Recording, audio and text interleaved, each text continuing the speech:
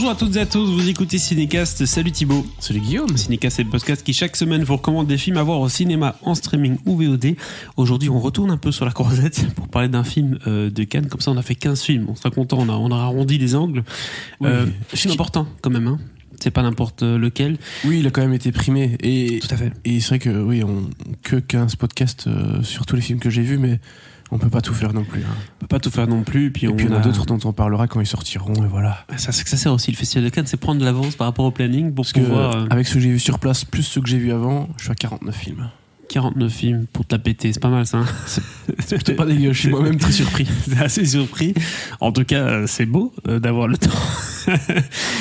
Donc 40, waouh, j'y crois pas, j'arrive pas. Tu vois, j'ai perdu mon fil. Bref, aujourd'hui, on vous parle de Un héros, nouveau film de Asghar Farhadi qui sortira chez nous en décembre 2021. Vous avez le temps de voir venir, vous inquiétez pas. Primé du coup au Festival de Cannes avec Amir Jadidi, Monsen Tanabene et Ferestri Sandré Orafei. Alors là c'est chaud, hein. Le troisième nom il est très compliqué. De quoi parle ce film? Ça parle de Raïm qui est en prison à cause d'une dette qu'il n'a pas pu rembourser. Et lors d'une permission de 2 jours, il tente de convaincre son créancier de retirer sa plainte contre le versement d'une partie de la somme. Mais malheureusement pour lui, les choses ne vont pas se passer comme prévu. Je propose qu'on s'écoute un extrait de la bande-annonce. اینجا چیکار میکنی؟ خبرو میکردی اومدم پایین خب من موندم 2500 سال پیش اینا چطور این همه راه میبدن تا ای بالا سر خاک مرده هاش اونا لابد مثل سیگاری نبودن سلام علیکم سلام شما روشن چطوری؟ چه بی خبر؟ یه دفعه شو Alors Thibaut, grand prix pour Un héros, ex aequo, hein, avec un autre film au Festival de Cannes. Une surprise ou pas? Parce que Asghar Farhadi, la dernière fois qu'il était venu, je me rappelais que c'était pas trop ça. Hein.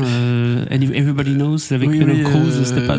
Oui, avec Ricardo Darín. C'est vrai que les gens ont pas trop aimé ce film. Ça patouche, mais bon, voilà quoi. Oui, c'était pas une franche réussite malheureusement. Film d'ouverture. Qui a fait l'ouverture, c'est vrai. Tout à fait. C'est vrai, j'avais oublié.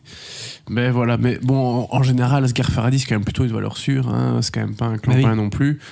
Et globalement, à part Everybody Knows, j'aime quand même plutôt bien tous ces films, voire adore pour certains, notamment une séparation pour ne pas le citer. Mais Un héros, oui, c'est du Farhadi pur jus qui est retourné en Iran, parce qu'il a quand même fait 2 films à l'étranger. Enfin, un en France et puis en Espagne après. Enfin, il avait fait un film iranien entre les deux, mais voilà, il a été un peu à l'étranger. Là, il est de retour chez lui avec cette histoire de type qui doit essayer de rembourser une dette. Et en fait, quand dans le synopsis que tu dis, mais les choses ne se passent pas comme prévu. En fait, c'est imprévu, c'est que sa future femme et lui avaient trouvé un sac. Avaient en leur possession un sac avec des lingots, je pense, ou des bijoux, enfin en tout cas avec de l'or. Trop à point ce sac. Bah oui, n'est-ce pas? Ça serait très bien pour rembourser la dette. Après, le problème, c'est que le cours de l'or, ça change tous les jours, hein, même toutes les heures. Et donc, c'est parce que tu vas te renseigner un jour que 5 jours plus tard, t'auras la même chose, t'auras la même somme pour ça. Que ça tombe à ce point-là, alors, en 5 jours. Non, mais bon, tu peux avoir une belle différence. Hein, à partir de certaines sommes, la différence est importante, quoi. Donc voilà, et il sort de prison, il fait sa perme. Oui, il fait sa perme, et à un moment, quand il se rend compte que ça n'a plus exactement la même valeur, s'il voulait revendre ça dans un magasin agréé, ils vont essayer de mettre en place une petite histoire pour essayer de s'en sortir. Donc ils vont faire genre, ils ont trouvé un sac dans la rue, ils essayent de retrouver le propriétaire du sac, et voilà, il va passer un peu pour un héros, pour le type qui a trouvé un sac d'or, qui, alors qu'il doit rembourser une dette, il a rendu ce sac d'or à la propriétaire. En espérant bien sûr voilà. Que derrière il y ait une certaine forme d'aide qui soit faite, que ce soit peut-être alléger sa peine ou autre. Écoute, il se peut qu'il y ait plein de choses de ce style dans le film. Bon, évidemment, c'est pas aussi simple que ça. Hein. Là, vraiment, les choses vont commencer à se compliquer et pas se passer comme prévu. Donc voilà, les événements vont un peu s'emballer. S'emballer avec beaucoup de surprises. Ça va prendre certaines proportions quand même. Hein, parce que c'est sympa d'avoir ce prisonnier qui rend de l'or. Hein, c'est une belle histoire. Hein. Mais bon. Oui. Ça va vraiment aller loin. On va creuser un peu. En tout cas, donc scénario très très solide, un thriller de la part d'Asghar Farhadi, donc ça c'est pas mal du tout. Peux-tu nous parler un tout petit peu du casting, même si bon, la plupart des gens on les a pas tous vus ailleurs déjà, mais Ah non, bah écoute, globalement ici le film de Farhadi, il aurait pu prétendre à l'un ou l'autre prix au Festival de Cannes, et l'un de ces prix c'est clairement le prix d'interprétation pour Amir Jadidi. Bon, il y avait d'autres solides concurrents dans d'autres films, notamment Simon Rex, ex-acteur porno, pour le film Red Rocket, qui était très très bien. Il y avait Damien Bonnard pour Les Intranquilles et Caleb Randy Jones dans Nitram, qui a finalement remporté le prix. Qui est parti. Voilà. Mais Amir Jadidi, clairement, il a fait une prestation extrêmement solide.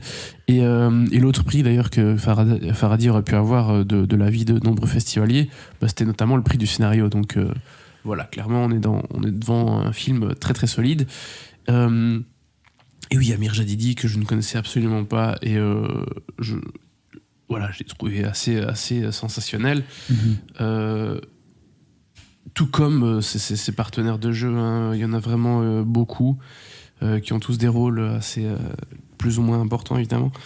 Mais voilà, le casting était vraiment de haut niveau dans ce film. Et oui, Jadidi... écoute, je ne serais pas surpris de le revoir à l'avenir chez Farhadi, quoi. Jadidi, tu dis oui, en tout cas, ça c'est sûr. Tout à fait.